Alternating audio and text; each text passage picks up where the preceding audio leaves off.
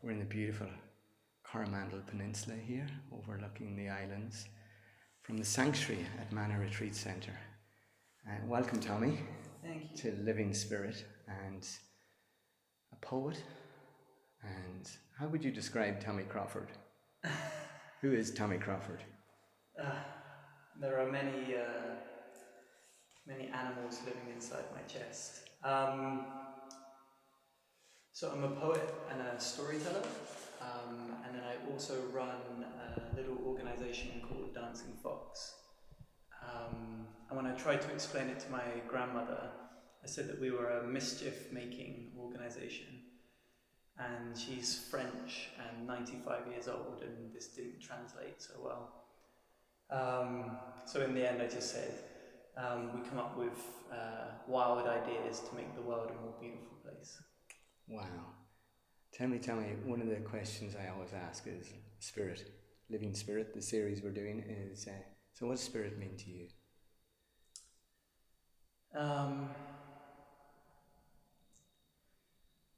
Well, it goes back to the conversation we were having a little earlier around the difference between spirit and soul, and the way that I have heard it explained by Robert Bly is that spirit is about oneness and this desire to kind of come together. It's about transcendence, about rising, about air, about the masculine.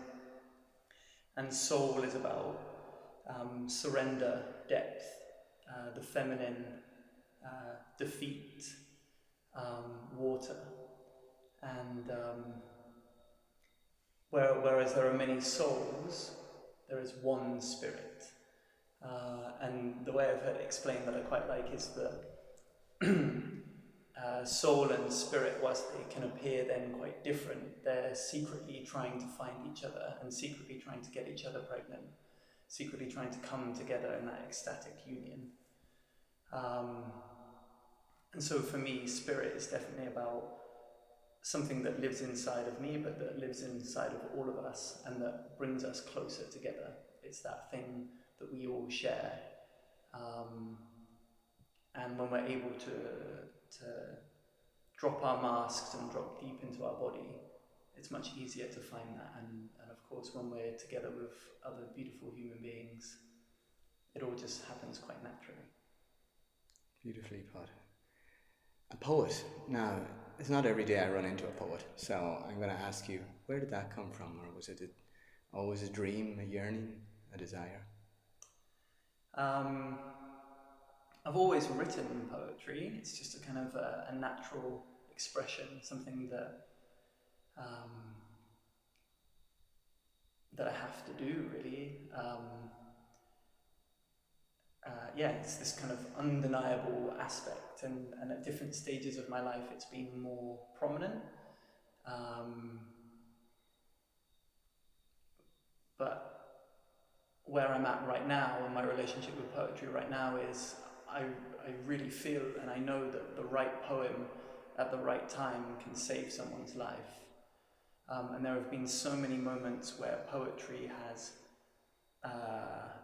been this deep, deep medicine for me and for many other people that I love, and that has enabled me to see the world in a completely different way. We spoke earlier about what David White says about poetry, which is that it is language against which we have no defense.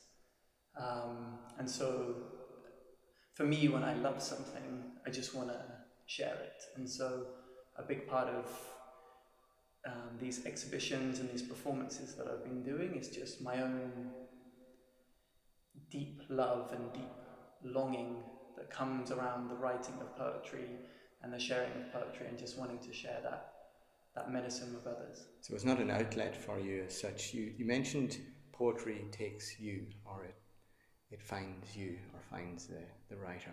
Yes. Can you describe what that's like? Yeah, so it happens in a couple of different ways, but I often speak of poems as wild animals, snarling and sniffing and climbing and crawling and howling and hunting for poets. And so I don't have a regular writing practice. I don't sit down every day and try and write poetry. I spend my time trying to be a good instrument, a good vessel, a good flute for beautiful poems to arrive into. And that does require, that does involve certain types of practices. But really my experience with poetry is often that it will arrive into my body, and very often that can feel quite uncomfortable. I can feel very like my skin doesn't quite fit me properly, or uncomfortable, or in kind of a lot of pain, quite anxious. And at first that was worrying, but now when I feel those feelings I get quite excited because it feels like something is going to be birthed. Something's coming, yeah. So kind of sitting with that and being attentive to that, and then normally after a few days the poem arrives, and generally the poems arrive whole. So I just need to make sure I've got my pen handy, and yeah, there might be one or two tiny little edits afterwards, a comma here or like a changing of a word there, but generally speaking they arrive as complete animals. Wow, I'm gonna try that the next time I'm feeling a little irritated. I'm gonna get my pen out and start writing.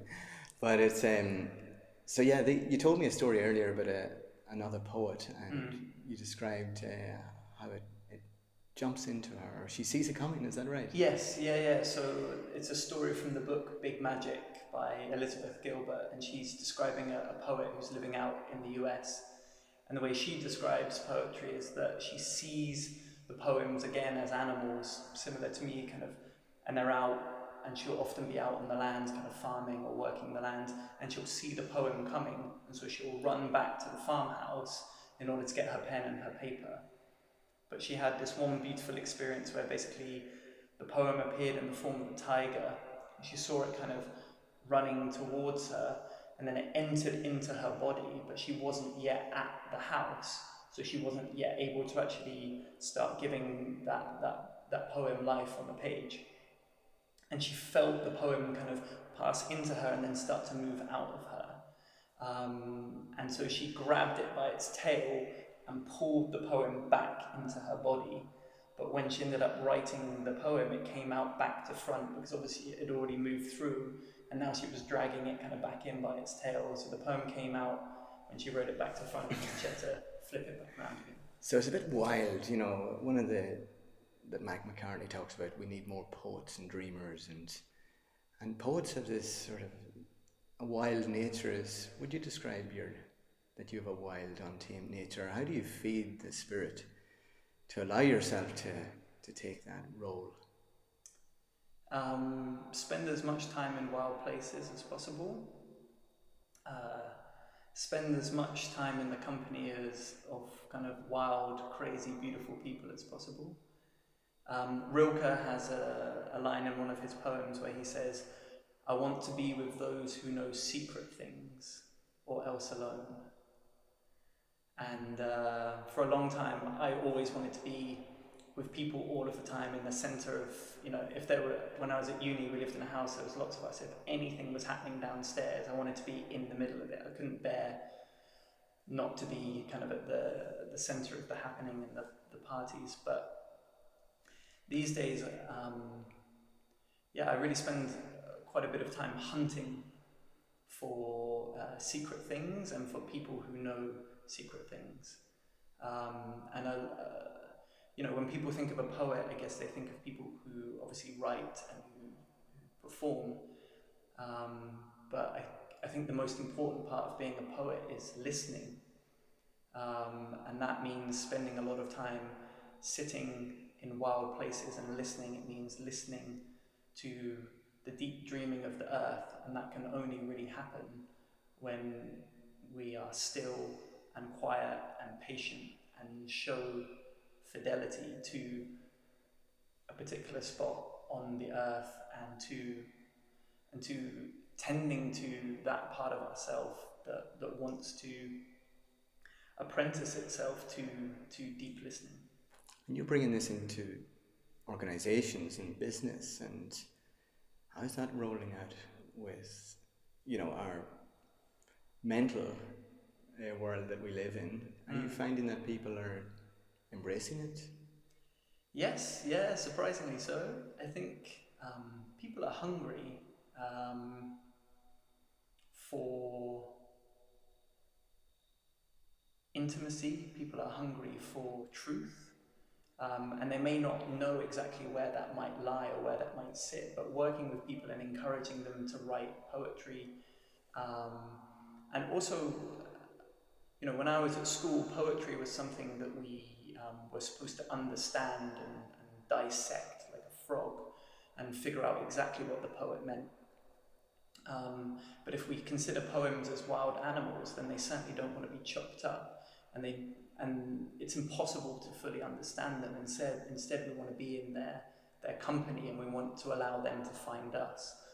And to take it in another way, like if a poem is a bit like a deep lake, then we swim inside the poem rather than trying to contain it inside a cup.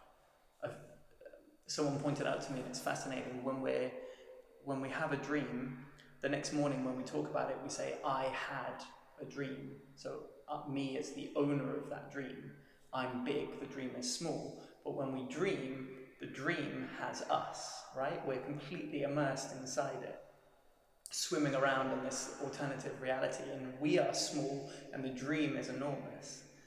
And so poetry is a little bit the same. Like, instead of trying to contain it and own it and know it, if we can swim inside its mysteries, so much more is revealed to us. So I think part of the performances and the working with people is also offering a different way to interact with poetry. And it's quite often that people come up to me afterwards and they're like, I hate poetry. But actually, I really loved what you were saying tonight, and it was a bit like kind of open heart surgery. Like, you've got, people come up to me and they're like, what did you do? So I didn't do anything. And they're like, no, you did something. Like that went in like secret places. How did you find those? And it's part of it is just part of it is the poetry, but part of it is like helping people to explore different ways of actually experiencing that poetry, and not as something that they need to get or figure out or understand, and if they don't, they're not smart, which is kind of how we're taught at school. But rather it's not something to understand, it's something to revel in and enjoy, and a mystery. And when that happens for people, they often relax, and then all kinds of magical things can happen. Now, you are a performer, Tommy. You truly are. I watched you in action this week, and you bring the poetry alive. Certainly, the relationship I felt with it, it was, wow, that really hit me, more than the words. Mm-hmm. So you went there. There was some of your poetry, I can remember it was, the wound is the womb, and that was particularly relevant for me. And so I get this impression as like really great songs and songwriters and poets, they have to go through such chaos or torment or severe depression or alcoholism or something to find those things. And so for such a young man, it's quite an unusual experience that you have brought to this, isn't it? How did that happen without you in younger years?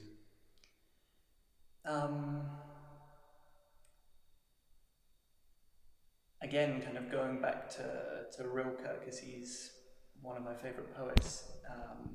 He talks about the fact that all of us have such a rich array of life experiences to be working with, and if we can't turn that into incredible poetry, don't blame the material, blame yourself, basically. So each of us have been gifted with an incredible childhood where wonderful things happened, and now, no doubt, like difficult and often terrible things happened. And all of those memories are kind of swirling around inside of us. Most of us have experienced love, most of us have experienced heartache, most of us have suffered loss. And so definitely I work with the material of my life, but I also stand on the shoulders of so many thousand fantastic, incredible human beings, poets, artists, and others who inspire my work. And there is a level of kind of the poems can often be quite prophetic. So when the poetry arrives, I often don't know exactly what it means. Sections of it, of course, I'm like, oh yeah, okay, that makes sense. But other bits, I'm like, it's completely wild. I have no idea who wrote that.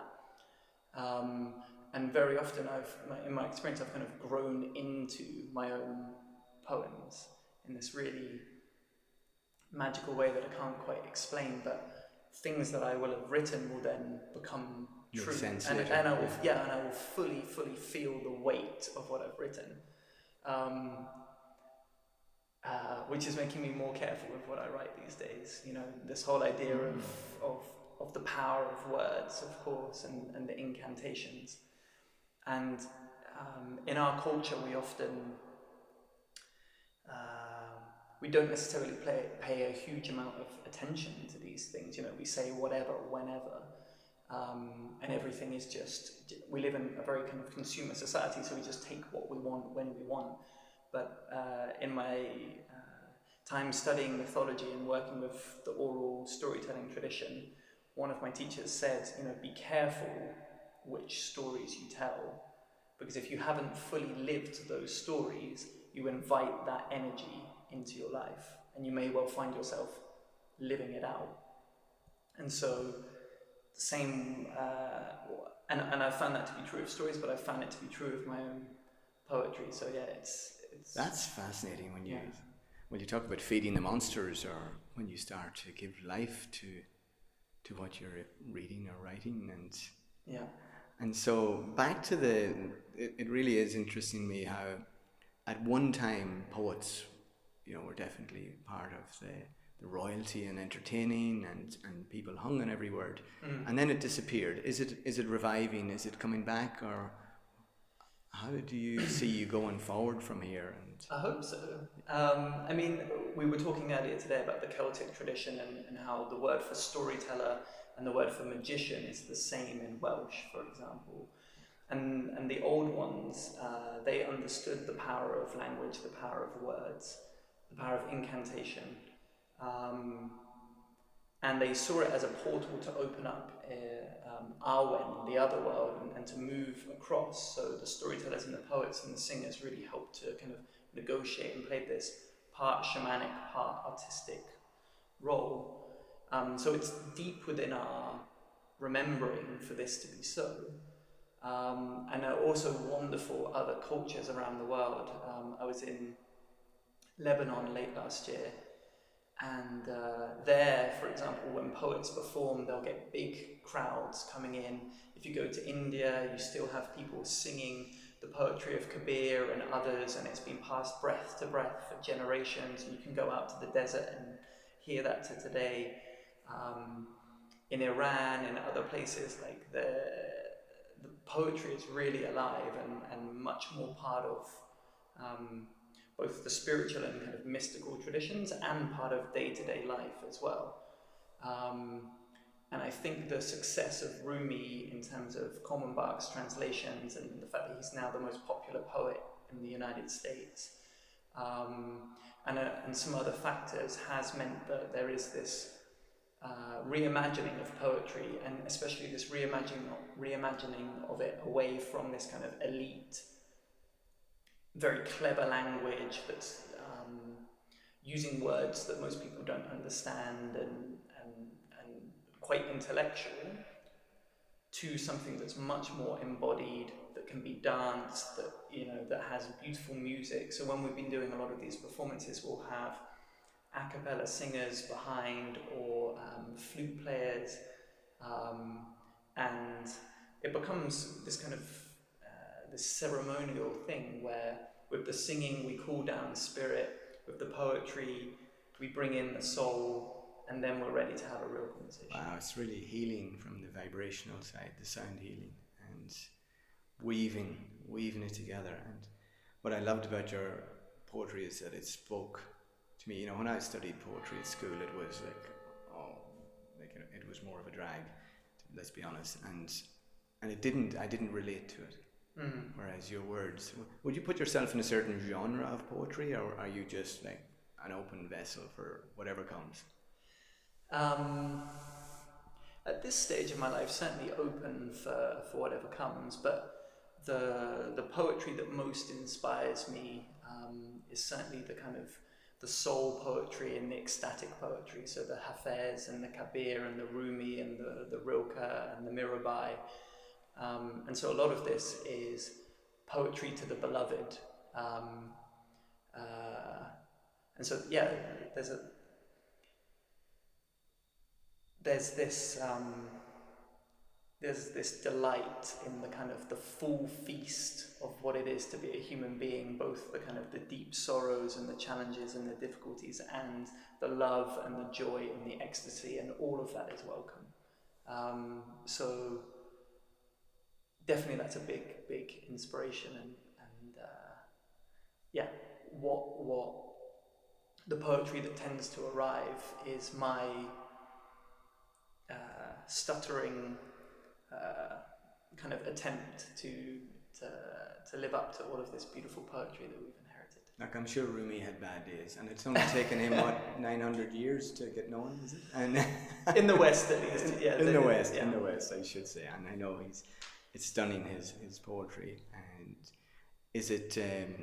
Does it really show you that there is nothing new? We're experiencing exactly what they experienced in the 12th century, and we're now just facing another world, but with the same pain and the same passion.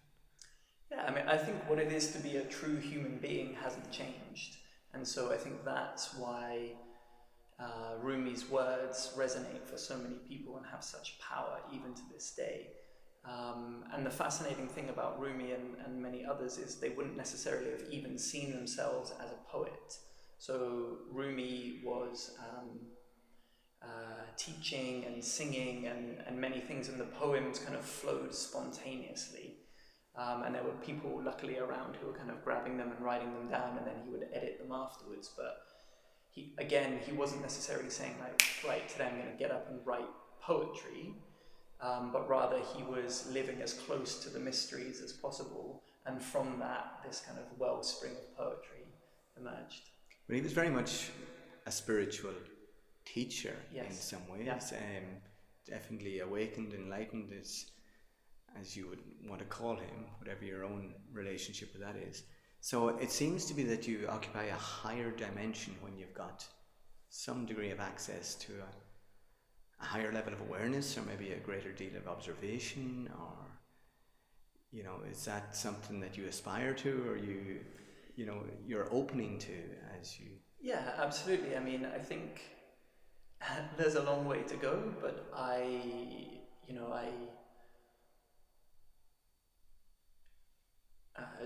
go and do, Vipassana meditations. I go and I did my yoga teacher training in Nepal and studied with amazing yogis out there. Oh, wow. I'm part of a Celtic mystery school up in Snowdonia in the UK. Again, because I love secret things. And because, this whole process is this really interesting alchemical journey. Many people think that what the alchemists were doing was simply trying to turn lead into gold. But when you look at the old texts, it seems that as much as they were doing this kind of chemistry in the outer world, they were doing all of this chemistry in the inner world, in the inner kingdom. And the texts kind of say you can't progress with the outer stuff unless you have the equal amount of progression in the inner work. So you cannot create gold unless you yourself are shining. And so for me, with the poetry, this curiosity with the mysteries and with all that is possible as a human being on this beautiful planet is definitely something that fascinates me, and that makes me can make me a kind of a clearer vessel, a clearer flute for the beloved to play music through.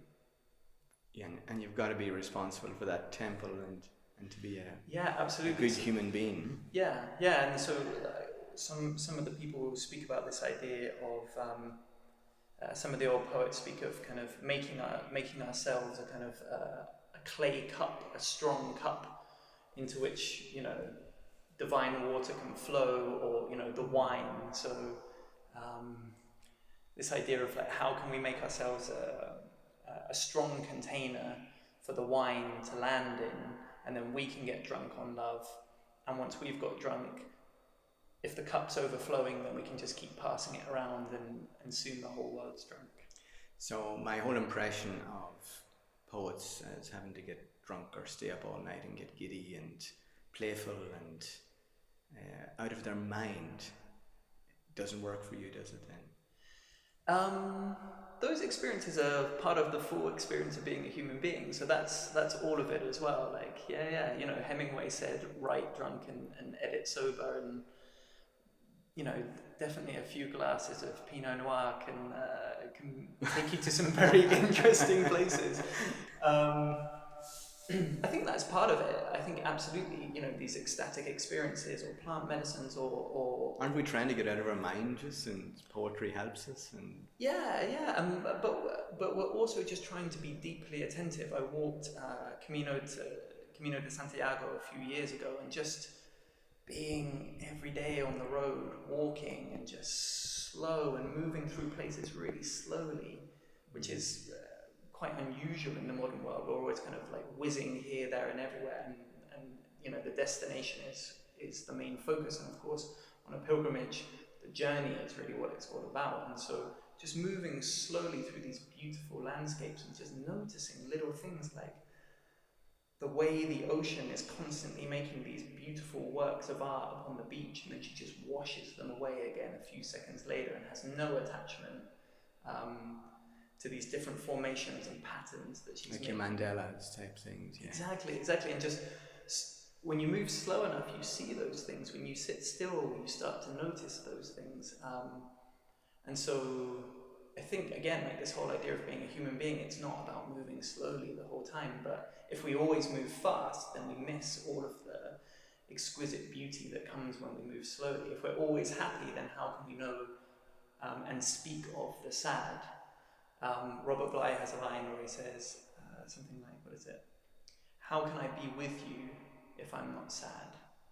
And so like our ability to go into our sorrow and to explore that as well, and not get lost in it, but to taste it and to know it, and you know, pain and sorrow and all of these things can become exquisite when we recognize that it's all part of this great feast of life.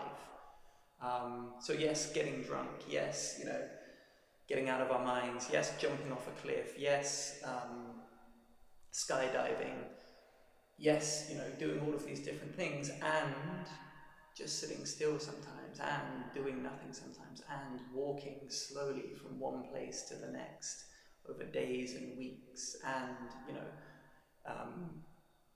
just being with beautiful people under the moonlight and not needing to say anything, and being with those that we love, you know, tucked under the blankets and looking at the stars, like all of it is fills the soul and makes great poetry. Beautiful. And you mentioned that your business is called Dancing Fox. Dancing Fox, yeah. The fox particularly meaning, or can you explain again why you chose that name? Sure. So like I said, there are many stories, and some of them involve a couple of glasses of Pinot Noir, but the pre-Pinot Noir story is that basically the world is in constant flux. The only constant that we have is change. And so any sense of kind of stability that we have is an illusion. I said that this line that the Irish say, which is the only sense of security there is a false sense of security. And so if change is the constant, how do we learn to kind of navigate within that? And the fox is a trickster character who can navigate worlds, who's comfortable at the edge, who knows that the edge is the most fertile place. So where the forest and the meadow meet, that is where there are the most species, the most biodiversity. You know, where the ocean and the cliff meet again, that's where life is at its most richest. So the fox knows how to navigate those edges, the edge of our comfort zone, the edge between the forest and the village. He can live in both, the world of what is now and what is possible. He can kind of navigate between those. So the fox comes from there, and then the dancing element is, well, if we're going to do all of this, like, let's do it joyfully, let's do it gleefully. Have a blast, yeah. Yeah. Beautiful. Just finally, what advice would you offer anyone, be it children or be it somebody like me that wants to explore more around poetry? And where do you go if you're not getting downloads of poems? And is this something, because you really do teach creativity. You bring creativity or imagination to back to life, or help people find that imagination. Yeah. How do you suggest we do that? Oh, so many ways. But the reclaiming of our imagination is such a beautiful and kind of wonderful ongoing journey. When it comes to poetry specifically, I would say find a poet who you love. So, there are 1,000, 10,000 different varieties of poetry. So often people are like, I tried poetry once, I didn't like it, type thing. But it's, if Blake or Rumi or whoever don't work for you, find someone who does. And there's loads of really fantastic, particularly young female writers out there at the moment who are just writing incredible poetry and introducing whole new audiences via Instagram and other places to this kind of, they're opening up the door to Narnia, basically, and once you're in, you're hooked. Yeah, things can get pretty interesting in there. So finding poets that you love and that inspire you is definitely a big part of it. And exploring just the possibility that you might be a poet yourself. I think we create so many limits for ourselves, but in reality, to be a human being is to be a poet. All of us are poets. All of us have, word magic kind of wrapped up underneath our tongue, whether we know it or not. All of us have golden throats, and I think that just exploring and holding that idea that you might secretly, without telling anyone, be this most incredible poet, and just living into that and writing and finding a rhythm that works for you. We spoke about the fact that William Stafford said he wrote a poem every single day, and they said, Bill, how are you possibly doing this? And his response was to say, you need to lower your standards. So, one approach is just turn up every day and just try writing. Other approaches are, to pay attention to the small gods is how some people word it. So this idea of kind of start really kind of tuning your eyes, the eyes of your heart, to start seeing these little things. Follow the trail of an ant and see where he goes. Watch the shapes and patterns and animals and creatures that emerge in the clouds every day. Spend some time with the moon and exploring kind of, the lunar mysteries, and stay up till 3 a.m. when the veil between this world and the next is thin, and start writing then, with a head torch under your duvet. It's like, there's no right way of doing this, and really the writing of poetry can be such a joyful thing, in the sense of it's just an expression. It's another voice.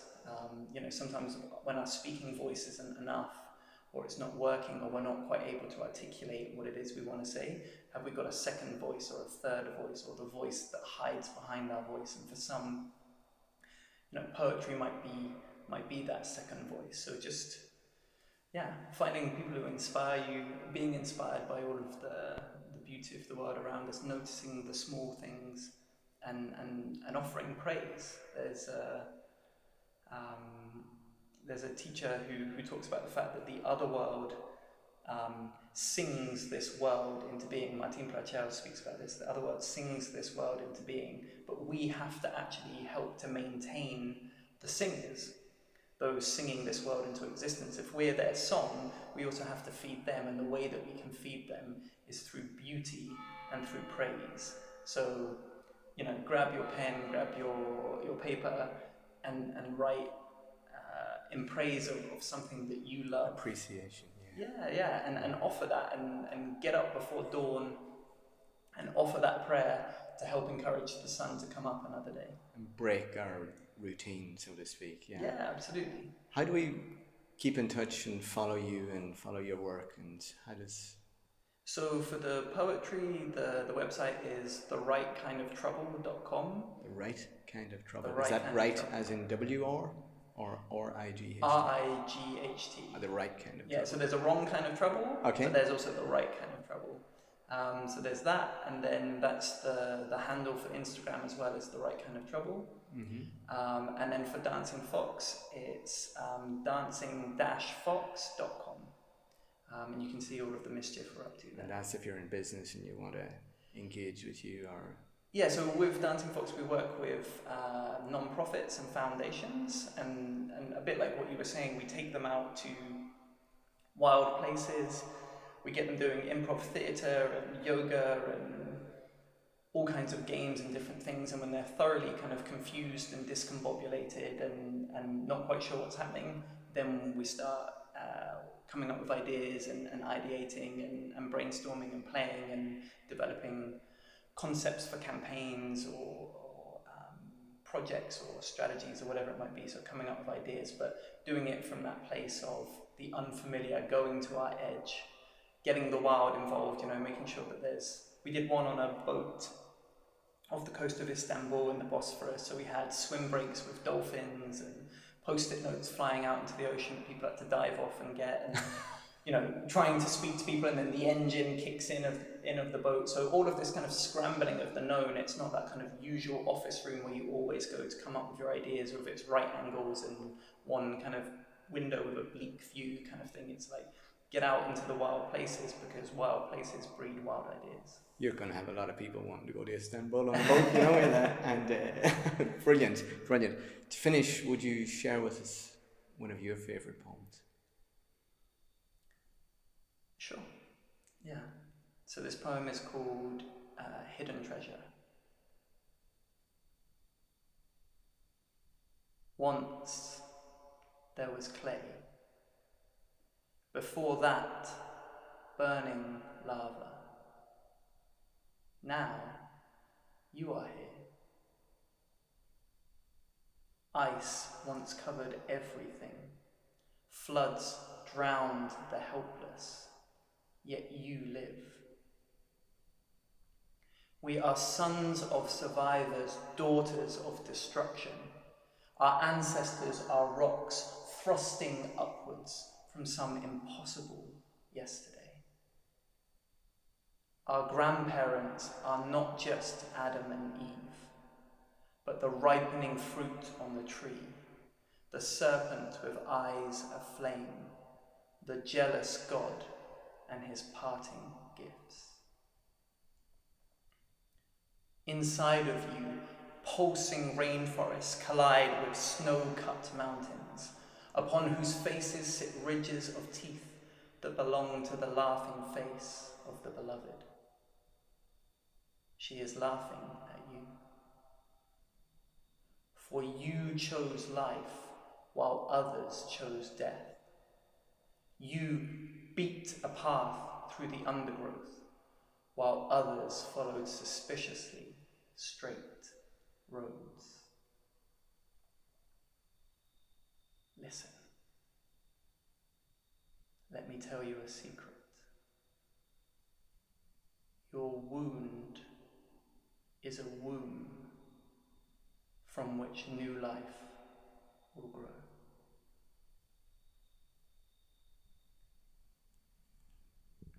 Tell me, Crawford, thank you.